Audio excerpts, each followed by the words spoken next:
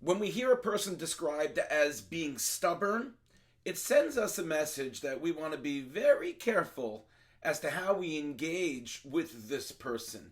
If they have such a character trait, such a midah. In our parsha, HaKadosh Baruch Hu describes the Bnei Yisrael as an Am Kshei Oref. They are a stubborn people. And the Medrash explains to us that what did it mean, Am Kshei Oref, that they are stubborn? So Rav Yakim suggests that Hashem was speaking about Klal Yisrael as being a stiff-necked people, a stubborn people, lignai, which is negative. And Moshe Rabbeinu was pleading with HaKadosh Baruch Hu that actually the fact that they are stubborn is lishvach, to praise them. Hashem tells Moshe Rabbeinu that as a result of the Chet HaEgel, of the sin of the golden calf, Hashem was not going to continue to go personally with Bnei Yisrael, but instead would send a malach. As the pasuk says, Ki lo e'eleh b'kirbecha, Hashem says, He's not going to go among us, Ki am kshei oref ata, because we are a stubborn people. But Moshe responded based on the Medrash explaining that Moshe says, Adarabba, Hashem, Ribbona Shalom, please, the opposite.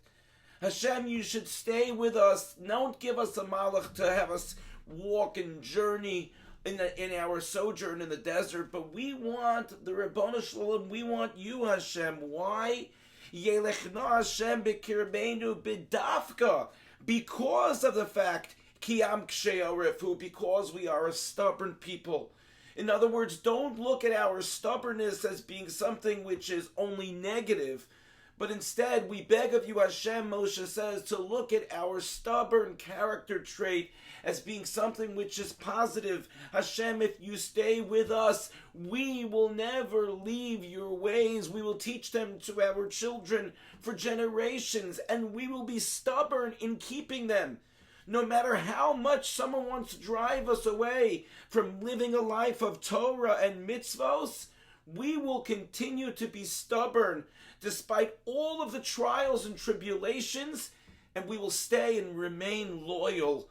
Ultimately, as a result, HaKadosh Baruch Hu agrees to Moshe Rabbeinu's request, and HaKadosh Baruch Hu decides that he still will forgive Klal Yisrael and be with them.